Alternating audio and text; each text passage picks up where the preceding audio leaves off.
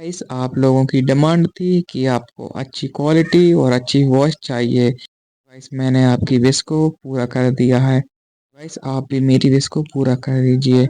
इस वीडियो को लाइक और चैनल को सब्सक्राइब कर दीजिए। गाइस हमको 1000 सब्सक्राइबर बहुत जल्दी करना है, तो गाइस प्लीज़ सपोर्ट कीजिए। एपिसोड 2 की स्टार्टिंग होती है और हमारा सीन सिर्फ 8 साल बाद सियोल कोरिया में शिफ्ट हो जाता है। हम सियोल कोरिया की बड़ी बड़ी बिल्डिंग को देख सकते हैं। नेक्स्ट सीन में एक लड़की अपने हाथ से कुछ मैजिकल टाइप का कुछ कर रही होती है। एक न्यूज रिपोर्टर बोलती है, नहीं क्या कुछ हुआ है? वो लड़की बोलती है, इसे स्क्रीन स्टेटस विंडो कहते हैं, इसे केवल ओनर ही देख सकता है। वो लड़की बोलती है, पहले तो मुझे ऐसा लगा जैसे मैं अचानक से किसी गेम के अंदर आ गई हूँ। वो लड़की बोलती है, जो स्टेटस विंडो है वो मेरी स्किल को यूज करने में आसानी देती है और मैं अपनी स्टेटस विंडो में अपनी स्किल देख सकती हूँ। वो लड़की बोलती है, जब मैं इनमें से किसी एक का इस्तेमाल करती हूँ, और इतना बोल के वो अपने दोनों हाथों को जमीन पर रखती है। हम देख पाते हैं जमीन में से पेड़ उगना चालू हो जाता है और वहाँ के जो न्यूज रिपोर्टर रहते हैं वो बोलते हैं वाह। और हम देख पाते हैं जो पूरी बिल्डिंग होती है वहाँ पर पेड़ ही पेड़ उग जाते हैं। कोई बोलता है कितनी अमेजिंग स्किल है, इस स्किल की वजह से हम उन पीपल को सेव कर सकते हैं जो मुसीबत में हो।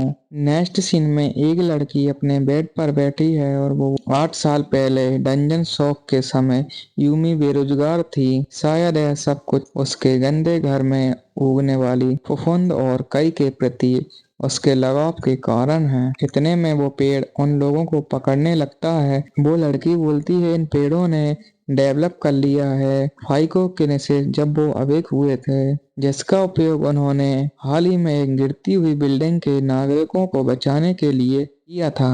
और इतने में वो लड़की हंसती है और वो बोलती है, मैं बिना कुछ समझे ही एक्शन ले लिया। हमें बताया जाता है जो यूमी रहती है उसने अपनी हंटर की जॉब को फाइंड कर लिया होता है। वो बताते हैं वह एक छोटी सी गिल्ड में शामिल हो गई और अपनी टीम और अपने साथियों के साथ डंजन क्लियर करने में वो अपनी जीवन यापन करने लगी।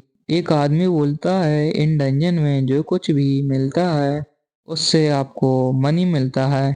वो आदमी बोलता है, बेशक यह खतरनाक है लेकिन इसमें और भी जॉब्स हैं और इसमें जितनी आशा न की हो उससे भी ज्यादा पैसा मिलता है। वो आदमी बोलता है, गेट ए और उससे ऊपर के जो गेट होते हैं वो बहुत ही चैलेंजिंग होते हैं, जैकपॉट लगने का चांस बहुत ज्यादा होता है। यूमी है उनके जो गिल्ड मास्टर है उनका उल्लेख इन डंजन में पाई जाने वाली न्यू मटेरियल से है और मानव क्रिस्टल्स जो कि हमारी दुनिया में और कहीं नहीं मिल सकते, इसलिए बहुत रेयर क्रिस्टल महंगे होते हैं। का मतलब कि केपेबल हंटर जल्द ही अमीर बन सकते हैं। बेशक रूप से एस रैंक वाले हंटर के लिए सच है जो चैलेंजिंग और डेंजरस डंजन को क्लियर कर सकता है। गाइस यूजिन का जो छोटा भाई है उसका नाम मेरे को लेने में थोड़ी परेशानी होती है, इसलिए मैं इसको हान बुलाऊंगा, तो आप समझ जाइएगा। नेक्स्ट सीन में हम यूजिन के छोटे भाई हान को देखते हैं और हमें बताया जाता है कोरिया में सबसे फेमस एस रैंक में से एक हान है जो केवल हाई स्कूल में था, डंजन शॉक के कारण पावर्स को अवे किया था। हम हान को देख सकते हैं जो कि कहीं पे आया होता है और उसके आसपास बॉडीगार्ड होते हैं और न्यूज रिपोर्टर उसकी फोटो और सेल्फी ले रहे होते हैं। और हमें बताया जाता है कि छोटी सी उम्र में अनाथ हो जाने के कारण हान गरीबी में बड़ा हुआ, लेकिन अपनी पावर को अभिक करने के बाद उन्होंने अपने स्वयं का गिल्ड बनाया। यंगेस्ट गिल्ड मास्टर के रूप में लोग उसे जानने लगे। हान के बारे में कहा जाता है कि इस समय हान 25 साल का हो चुका है लेकिन उसने पैसा कमा लिया है। न्यूज रिपोर्टर यूमी से पूछती है, यूमी क्या आप भी अब इतना अमीर हो? यूमी बोलती है, मेरे जैसे ई रैंक हंटर केवल ऐसा सपना ही देख सकते हैं। टीवी पर न्यूज में हमें बताया जाता है हंटर शो में शामिल हंटर यूमी चोई की हाल ही में एक डंजन ब्रेक में लगी चोटों के कारण उनकी मौत हुई। हम कुछ वर्कर्स को देख सकते हैं जो कि एक डेड बॉडी को लेकर जा रहे होते हैं और बताया जाता है कि चोई को आज सुबह अस्पताल से लाया गया लेकिन उसकी हालत में सुधार नहीं हुआ था। नेक्स्ट सीन में हम एक आदमी को देखते हैं जो कि टीवी के सामने बैठा होता है और वो बहुत उदास होता है और उसके पास में दारू की बोतल भी रखी होती है। और न्यूज में बताया जाता है कि एक्सपर्ट का कहना है कि चोर की मौत एक कष्टदायक याद दिलाती है। एक हंटर होने के उच्च पुरस्कार के बावजूद इसकी कीमत भी बहुत अधिक है। नेक्स्ट सीन में हम एक पोर्टल को देखते हैं जहां पर रिसर्च टीम एनालाइजिंग कर रही होती है और मीडिया भी वहां पर खड़ी होती है। एक आदमी बोलता है, बॉस क्या आप बॉस की बातें सुन रहे हो? एक आदमी बोलता है, एक क्या है? एक लाल कपड़े वाला आदमी बोलता है तुम क्या सोचते हो, तुम मेरे इस रेड में इस कमजोर आदमी को लेके जाओगे क्या? बोलता है, ए यूजिन हान एफ रैंक नहीं है क्या? यूजिन हान के पास एफ रैंक हंटर का टाइटल है।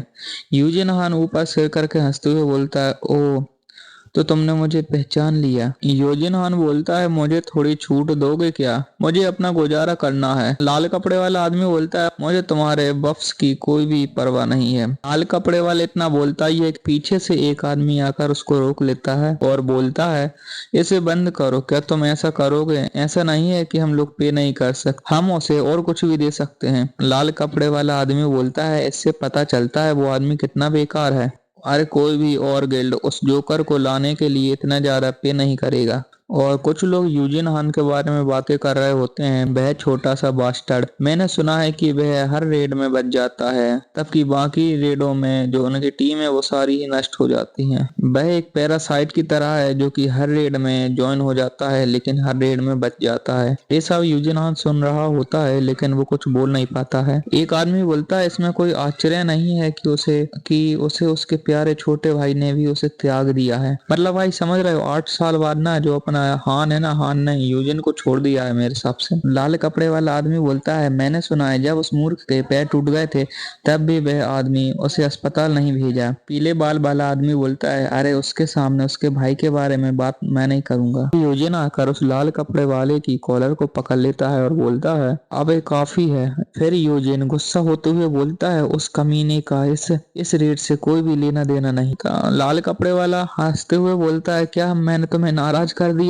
वो लाल कपड़े वाला आदमी बोलता है, तुम नहीं जानती कि तुम किसके साथ खिलवाड़ कर रहे हो। और इतना बोलते ही वो यूजिन की छाती पर एक लात मार देता है और यूजिन नीचे गिर जाता है। वो लाल कपड़े वाला आदमी यूजिन को ऊपर उठाकर बोलता है, तुम्हारे पास हिम्मत है बच्चे, मतलब एक ऐसे कायर के लिए जो कुछ भी नहीं कर सकता हो। क्या तुमने सचमुच सोचा था कि तुम्हारे जैसा एक एफ रैंक हंटर की डी रैंक हंटर वालों के साथ पंगा ले सकता है? और फिर वो आदमी यूजिन हान को नीचे पटक देता है और बोलता है, क्या तुम्हें अपने प्यारे छोटे भाई के पास नहीं जाना और मेरे बारे में कुछ क्यों नहीं बताते? फिर पीले बालों वाला आदमी बोलता है, जैसा कि मैंने कहा था, जब भी कोई उसके भाई के बारे में बात करता है वह बहुत नाराज हो जाता है। यूजिन हान खांसते हुए बोलता है, उफ। एक आदमी यूजिन हान की छाती पर हाथ रख के बोलता है, देखो डियर, डंजन में प्रवेश करने से पहले ही तुम पूरी तरह से पिट गए हो। वो आदमी यूजिन हान को हील कर रहा होता है। यूजिन हान बोलता है, सर। फिर वो आदमी बोलता है, मैंने तुम्हारी हड्डियां मजबूत कर दी हैं, आखिरकार ये मेरी विशेषता है। इससे तुम्हारे पैर ठीक नहीं हो जाएंगे लेकिन अगले कुछ घंटों तक चलना फिरना आसान हो जाएगा। वो आदमी बोलता है, उसने जो कहा उस पर ध्यान मत देना, मेरा मतलब है इससे कोई भी मदद नहीं हो सकती। तो बोलता है, कोई भी अपराध नहीं, लेकिन बोलता है तुम्हारे जैसे एफ रैंक हंटर को कभी कभी ऐसा सहना पड़ता है। यह सुनकर यूजिन हान हंसने लगता है। यूजिन हान मुस्कुराते हुए बोलता है, बिल्कुल, मैं आभारी हूँ कि आप मुझे अपने साथ चलने दे रहे हैं सर। और वो आदमी यूजिन हान को उठाते हुए बोलता है, अरे क्या यह सही है? वो आदमी बोलता है, मुझे खेद है कि तुम्हें इतनी परेशानी में डालना पड़ा, हमारे बीच जो ट्रूवल है वो थोड़ा ज्यादा ही था। बोलता है, खैर वेट करो, मेरा वादा है कि मैं तुम्हें तुम्हारे लिए काबिल बना दूंगा। वो आदमी बोलता है, आप एकमात्र व्यक्ति हो जिसने वास्तव में मुझे समझा है कि कभी कभी यह काम कितना कठिन हो जाता है। यूजिन हान मुस्कुराते हुए बोलता है, समझ गया। यूजिन हान अपने हाथ से जमीन पर कुछ रख रहा हो और वो नीले कपड़े वाला आदमी उस लाल कपड़े वाले के सिर पे मारते हुए बोलता है, यूजिन हान को परेशान करना बंद करो मूर्ख।